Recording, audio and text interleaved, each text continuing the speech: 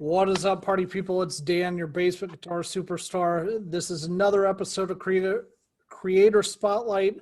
I am with Steve from Vexx Audio. They're a brand new pedal company that I'm really excited about. Steve, say hi to everybody. Hey, how you doing? And how do I pronounce your last name, just so I know for future reference? Jazz Kowiak? Jess Kowiak. Jazz Okay. Kowiak. Hey, you got it, yeah. Okay. I thought it was Jakowiak, but so I was close then. That's close enough, yeah. Okay, perfect. Well, before we talk about the Blue Bear, kind of give me what your background is musically. I know on Facebook you have that picture of you holding a guitar, so I'm assuming you play. Yeah, I've been playing, since I was in high school. So, that's quite a number of years. Been in a few bands, done a fair amount of playing live, doing original music. Also released an album on Metropolis Records, which is it was an industrial kind of industrial dance electronic Oh, nice. project. Yeah. And Metropolis is actually today, they're still probably the largest label for that type of music. And so it was at a time when you released an album, it actually was an album. Yeah. And it got pressed as a CD and in stores and stuff like that. So I did that. Then after that, just kind of kept different projects going and still play live occasionally. Not as much as I liked to, but pretty much whenever I work on music, the objective is to bring it out live. Right. And so I also have I have a fairly decent studio at my home. I built a studio and actually tried to operate a business as a recording studio for a while. Oh, nice. Yeah, and then so that's the music part of my audio experience. I also How old were you when you started playing? probably 15. 15. Okay. 15, yeah. I went to college, got an electrical engineering degree. I didn't play much during those years. Sure. I was kind of busy doing calculus. So, Right. towards the end of when I was getting closer to graduating, joined a band then and got back into it, and have always kept doing it. Nice. Awesome. So let's talk about the Blue Bear. Steve, I really like this circuit. It sounds like this is your first one. What's kind of your goal with this, or why'd you get into pedal building? A lot of it was, so we have COVID, we're closed down. I couldn't get together and play with my bandmates. And so I was just going, okay, I'm just going to get my gear really ready. And so, I'd always never really been completely happy with my recordings, having to tweak a lot to get what I wanted out of recordings. And it was okay. I was fairly satisfied with the live sound and would get a lot of compliments when I play live. But I knew that there was still somewhere else to go. And so I was putting my gear together, and I do a lot of, I tend to take my pedals and put them in a rack enclosure, and then have a separate just pedals, just switches on the floor. Okay. The cable connecting them, because I don't like stooping down to turn knobs and have knobs get kicked. So I like having everything pretty much, at amp height so that I can turn knobs easily and to switch things on and off easily. And so I was going through setting up that rig, and I was like, I really need a better low gain type of pedal, because everything that I had that was lower gain, when I turned the gain off to minimum, it was already too much. It was already too hot. Right. And so I bought some kits, pedal kits to make some other, to build pedals that supposedly should have worked, closer to what I wanted. And I still never really found anything. So then I started, I was like, well, I'm an engineer. I can really kind of do whatever I want here. So I started looking at the circuits, and so I took basically I took a blues breaker circuit, and I changed the gain structure on it so that I could, go down to, like, as you saw when you played it, when the gain is off, all the way down, it's pretty much a clean pedal. Yeah. Yeah, and so that's really what I was looking for. So I was able to get it so they could go from completely clean to essentially the same level of overdrive that the original pedals had, and so that I was pretty happy with that. But also it tended to get thinned out as the gain got brought up. So I put some circuitry to kind of regain that low end as the gain went on. And then it was like, well, it'd be really nice if it had low EQ and high EQ, because most of the pedals are really just a high frequency cut on the Right. high end. So then I did a bunch more research on amplifier designs, and looked into, what corners do people usually cut when they make guitar pedals, essentially for cost and space saving and stuff like that. And so I did a lot of circuitry that that makes the op amps run a bit more how they're intended to run. Oh, And sure. yeah, and so I was able to get a little more clarity out of it than the other pedals that I was comparing it against, and a little more crispness out of it. And it was kind of, I was able to get it brighter without sounding like tinny or anything. So Yeah, because I remember you telling me on, I think it was on Facebook Messenger when we were emailing back and forth, that you were kind of going for something that brought up the natural sound of the pickups and of the amp without being like too crunchy and too much overdrive. And on first impression, I definitely think you accomplished that. okay, thanks. Yeah, and how do I say it? Yeah, yeah, I wanted it to be, when you change guitars, you can tell you changed guitars. Right. And some pedals you can't really tell that too much. It kind of wipes out the natural sound of the guitar that you have. So that was also one of the objectives. Part of the reason I wanted a lower gain was to get clean. Like, I'll use like a clean sound, keep it clean with some delay or a flanger or something like that. But then it's, it'd always been a little dull. So, I put a little compression on it and brighten it up a little bit. But that didn't really quite get me where I wanted to be either. So I thought, well, if I can just get a little bit of a bite of a distortion, that'll also, because whenever whenever you add distortion, you add high end with it. Right. You get that for free. So I was like, maybe that'll work if I can, if I can get just a little bit of a bite, not so it's really distorted, but more like it's almost more of a brighter, clean sound, Right. with a little bit of compression that the distortion also gives you. That might I was work going out to ask too. about that too, because it seems like it compresses stuff a little bit too, which I was kind of impressed with because I didn't expect that.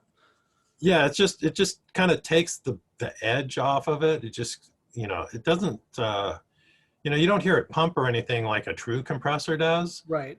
but it does kind of put you into a nice band, you know, as far as how you're playing, um, like Sure. that. So those were the goals. And then I started, turning up the gain, and I was like, this sounds pretty good as a pretty crunchy overdrive also as well. So I actually probably use it there in that situation more now that I have it, um, than the cleaner, thing that was the original idea. So, that's kind of bonus too. Nice. Yeah, and I know for me, I usually pair it with like I have a preamp overdrive called the Zoso that I pair it with. It's kind of modeled after some of the old MOSFET amps like Jimmy Mm, Page used to use, and it sounds really amazing with stuff like that, like the okay. preamp type stuff. So um Yeah. Anyway, so it sounds like you've been doing this for a little bit now. What's the feedback been so far on the Blue Bear? It's been really great. I'm surprised. I mean, I like the pedal. The people that I have as friends that I've given it to, they all say, it's a great pedal. So, um, I actually the how I got in contact with you is I was putting it out for beta testing because I was like, are my friends telling me the truth or not? Because are they Right. just being nice? So I put it out into a more hostile environment, and I'm still getting a lot of really good feedback from people as to how they like it. So That's good because you talk about wanting to, bring out more of the natural qualities of the guitar, and you had mentioned some pedals when you play them, they'll sound the same whether you're using humbuckers or single coils, and this does a good job of not having guitars sound the exact same. So I'm not surprised at all that you're getting good feedback on it. I'm really not. yeah, and a lot of people really like having a separate bass and treble also. Yeah. Um, some people are actually using it just as a first in their chain, with the gain all the way down, just using the bass and treble to, sort of tailor their different guitars. So, Sure. they'll plug in a thinner guitar and give it a little more bottom end, and they're happy with that. Still sounds like their guitar. It's not distorted or anything like that. They can run it into whatever is in their chain. Um, so some people do that, and it's like, yeah, it works pretty good for that. Sure. So when you obviously you're working on another circuit right now. I saw that on Facebook. The Red Bear. Yeah, yeah, that's going to be the next one. I have a higher gain version of the Blue Bear that I make, because I just needed a little more gain to do a recording, so I changed some values in it. Um, and but it that one did you do started it started to lose the character of the guitar. Okay. um, yeah, and so I did a couple of those, but with the caveat of it only sounds good when it's cranked. Right. Yeah, and so I'm not that comfortable like putting it out as a pedal, because it's like that, because it sounds great when it's cranked, but when you dial it back, um, I'd have to do a lot more filter Sure. designs or But the adjust. Red Bear is going to be a completely different pedal It's, altogether. It sounds yeah, like. completely different, and it's going to go for a much higher gain, uh, more of a thick, lush type of distortion. Oh, Uh, sure. yeah, so I don't know if people will consider it a heavy metal distortion, um, but it's definitely really good for doing leads and solos and stuff like that. And you can get some Nice. pretty crunchy hard rock chords out of it too. Nice. So, what's kind of your plan for the next couple of years then with the pedal building? Are you looking to do it full time eventually? Do you think, or Yeah, well, I'm quasi retired in a sense. I'd been designing electronics as an electrical engineer for many years, and also wrote a lot of firmware for products, and did a lot of video matrix designs and things like that. oh, sure. Yeah, and so um, the job market is not good right now for that, and the area I live in is that industry has kind of died. There's other places in Los Angeles that are strong, but it's like I have to drive an hour and a half each way. So Oh, sure. yeah, so I'm kind of taking its almost like a semi-retired approach to it, and so I still have I have a part-time job, because otherwise I sit at home and I get lonely. Right. so, um, I'd like to spend more of that time doing pedals. So, I'd like to try to make that transition to make the supplemental income that I have come from pedals. Sure. Yeah. Do you have other circuits in the works then, or do you have a plan like, hey, I'm going to do the Blue Bear, then the Red Bear, then like a reverb or a delay, or Do you kind of have that laid out yet, or are you trying to figure that out as you go? Do you think? Uh, the the ones that I'm committed to is the Red Bear, and then I'm starting to work on a fuzz pedal. Ooh, I'm intrigued. I love Yeah, fuzz. yeah. And so I've with the Blue Bear, I was able to solve problems that seemed to be not addressed by anybody. And I know that there's some problems with getting a good buzz, and I think I could probably try to address some of those issues too. Awesome. So, I am trying to make original designs. The Red Bear has a lot of original circuitry in it. I mean, in some ways, you can't get around an op amp with a potentiometer across it to change the level. So there are certain building blocks that pretty much you have to use. But the way I'm doing the clipping is different than what I've seen in other circuitry. So yeah, so the fuzz is definitely going to happen. I also like I didn't really want to make like Tube Screamer clones or anything like that. But I have one that, and I'm like, this is almost what I want. And there's something, and so I may go down that path, but put the bass and treble on it also, and try to get more clarity out of it in the same way that the Blue Bear did. And then I'm looking into doing processor-driven ones with delay lines, and to try to make the flanger. I have a Boss flanger, and I like how it sounds, but it's kind of dull. Right. Uh, and so it's When like, you talk about processor based, are you talking like the ones that have the separate chips that you can put in them? yeah, basically convert it to digital, do some math on the audio, and then turn it back into analog. Oh, sure. Okay. Yeah, because my design background, that's kind of an easy thing for me to do. Nice. Yeah, and then sometimes when I do recordings, I'll do techniques where I'll take some audio and I'll chop it into little pieces and then reorganize the pieces, and get some interesting effects out of that. So I'd like to try to do some of those things and be able to pull that off live. Sure. Now, So when you talk about your pedals you own that aren't stuff that you've built, what's kind of your most interesting circuit? Do you have anything weird like the Rainbow Machine or something like that?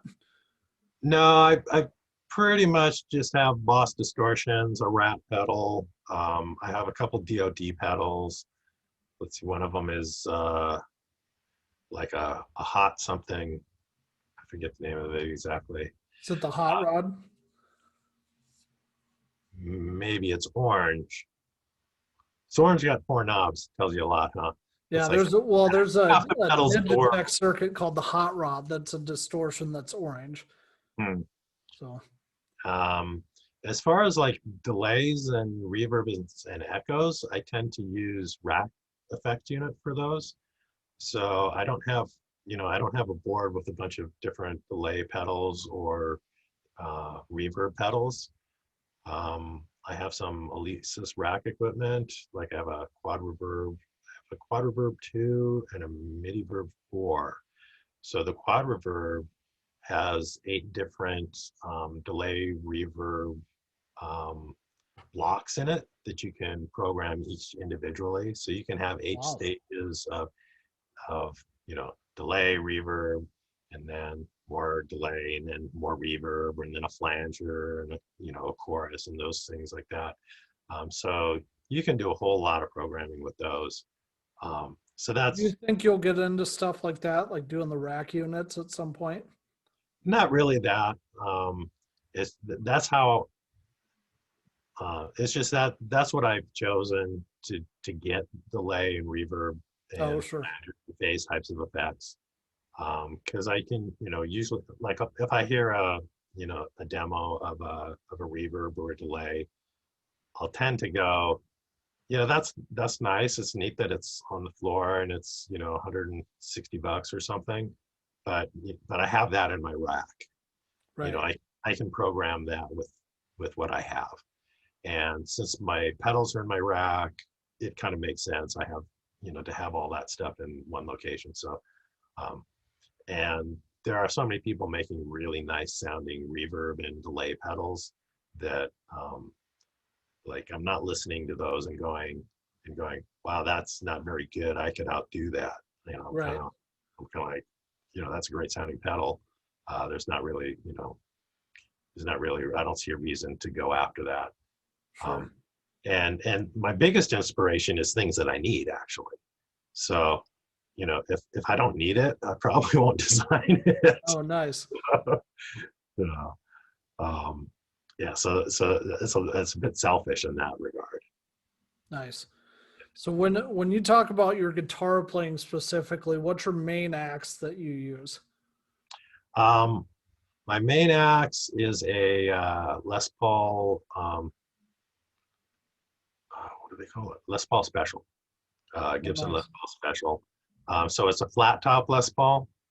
Um, and I rarely find guitars that I like. So I'm not a person with, you know, a dozen guitars, um, because I just rarely find them. So this is my guitar expose portion right here. So this is the guitar. Oh, nice. I love the finish on that. Yeah, and let's see, don't know how well you can see it, but the bridge. Um, I made this bridge out of brass. I have a milling machine. Oh, okay. So I don't really like I don't really like the Gibson bridge actually. So I made that bridge. Also, I like sort of a narrow string spacing. So um, I had a Hamer special. It's a similar to this, but it's double cutaway, made in the 70s.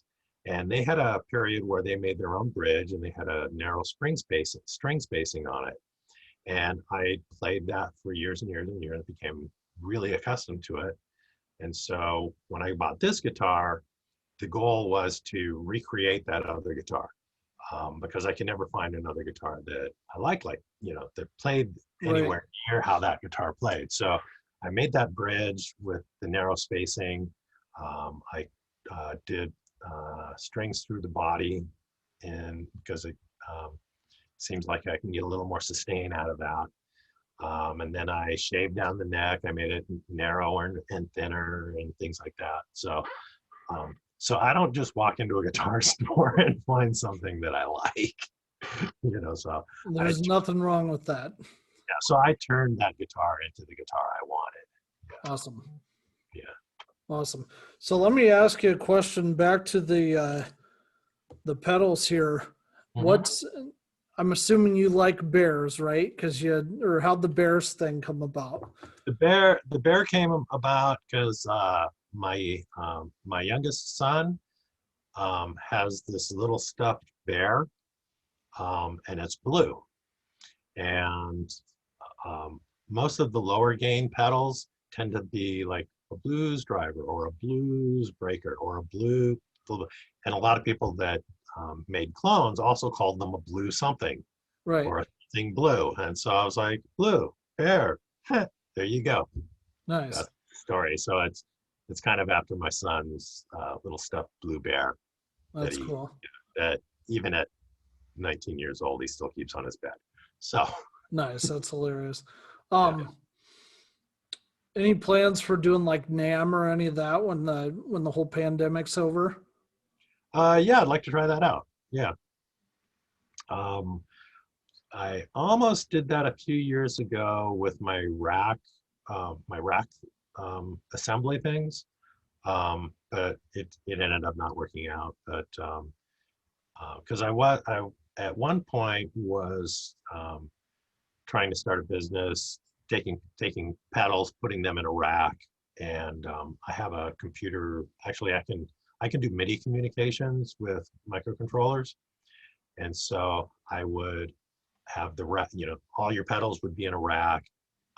There'd be one MIDI cable going from your rig to a floor pedal that just had nothing but switches on it. So your floor would be really clean, and Oh, okay. everything would be in the rack. And then when there's a switch on the rack, you can turn an effect on or off at the rack, and then the lights change on the pedal on the ground or the switching board, and then you change something on the switching board, and you can see the light. The lights change on the rack, so you can stand at the rack and turn things on and off, or you can press it on the pedal. The switches on the ground. So um, I really like that setup because I was having large bundles of cables, running across my, from my rig to the floor and the guitar. So trying to get on and off stage quickly, it was kind of, it's like I had this big giant bundle of wire, and it Right. was all a mess. And then, I get home and like I'm pulling messes of wires out of my car and stuff. So it was really nice just having, one cable that supplied the communication and the power. And so I could set up really fast, when I played live. So that was part of that, part of the reason to do that. Um, the the the problem with trying to do that though is you have to, take pedals, take them apart, um, put them in racks, design brackets to hold them and stuff like that. So it's like if you want to say, I hardly use that pedal anymore. Can I put this pedal in there? It's like, well, then you kind of have to rebuild the whole thing. So Right. yeah, so that's where that kind of doesn't really work very well as a business. Yeah. It's like it's fine for me because I do it all myself, but to have to deal with another person that might be making pedal change decisions, fairly common. It's hard to deal with that situation. So Right. Right. Cool. Well, I don't have anything else for you, Steve. I appreciate you coming on with me. What I'll probably do, um, for those of you watching this, we are doing a giveaway of this pedal because I kind of want to help boost Steve's footprint, if you will. So what we're gonna do is I want everybody to go to my Instagram page. It's at Basement Guitar Superstar. Like, I'll post a picture of this that says contest on it. I want you to like and leave a comment where you tag 2 friends, and then go over to Facebook and like Vexx Audio's Facebook page. I'll post a description, all this in the description, and then also go over to my channel. If you haven't liked and subscribed already, go ahead and hit the like and subscribe button. Leave a comment saying contest, and then we will tally up the names at the end, and I'll do a drawing for this, and the winner will get to keep it. Does that work for you? that works great. Awesome. Well, thank you so much, Steve. I appreciate it. I'll publish this probably Saturday or something, Okay. and then the deep dive should come out Sunday, assuming I have it all edited by then. Okay, cool. All right. All right. And thanks for doing this. Really Hey, my appreciate pleasure. Have a good it. one. Okay.